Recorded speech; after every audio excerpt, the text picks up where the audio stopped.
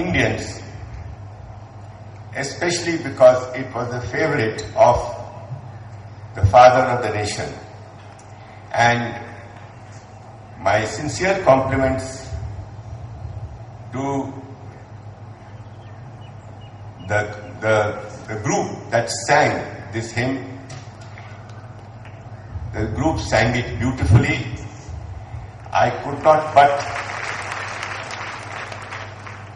keep myself riveted to the,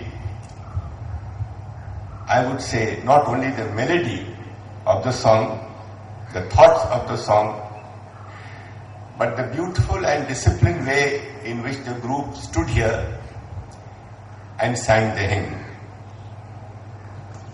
Mr. Principal, please accept my sincere compliments for not only the hymn, not only the guard of honor, not only for the extremely thoughtful way in which this whole event has been organized, but also for having invited me here to be present on this very, very special occasion. I feel really privileged to be here, and I wish to thank you, Mr. Principal, the college management. I wish to thank everyone who is involved in the Golden Jubilee celebrations of the college. Thank you very much.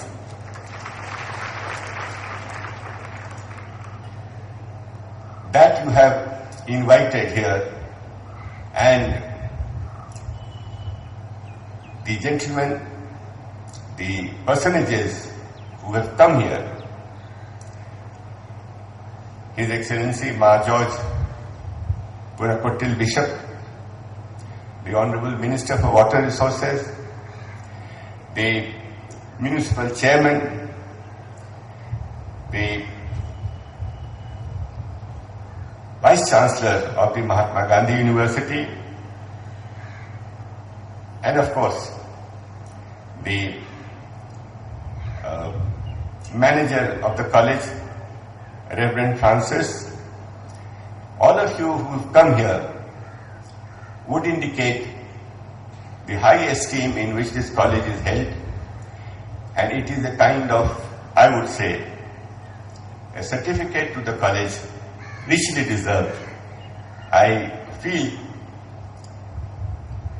honored myself to be in this very illustrious company, and it is just as well that I have driven 4.5 hours from Trivandrum to attend this. One would have thought that 4.5 hours of driving would leave me tired, fatigued, but seeing you all, there is no tiredness on my face, nor in my body, nor in my, I would even say, spirit.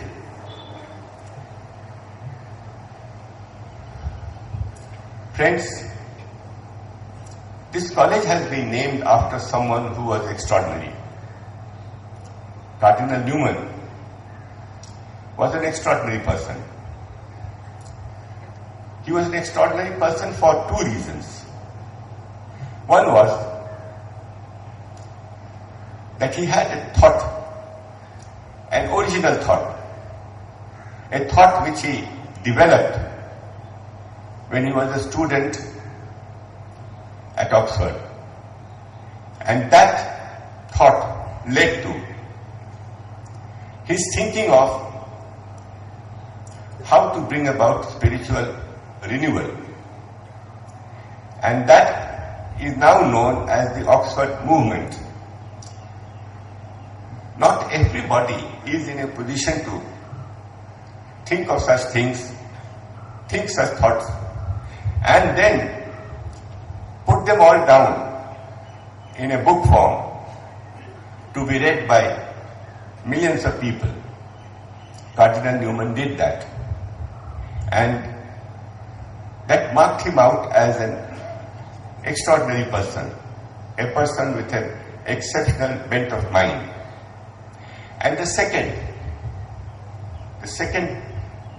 I would say quality, or I would say trait of his character, was that Cardinal Newman was born in Protestant England. And it is a matter of his conviction that he became a Catholic.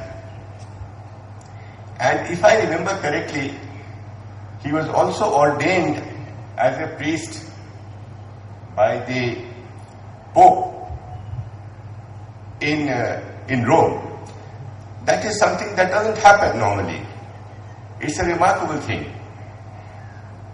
He combined in himself these two extraordinary qualities, and that marked him out as an exceptional person. He devoted his life to not only spiritual renewal, but also in the service of social causes. And it is just as well that when this college was started, when it was founded, it got his name.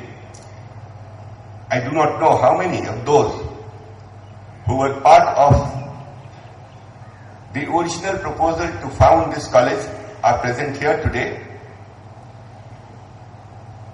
If they are, then I address them. And even those who may not be here, I address them.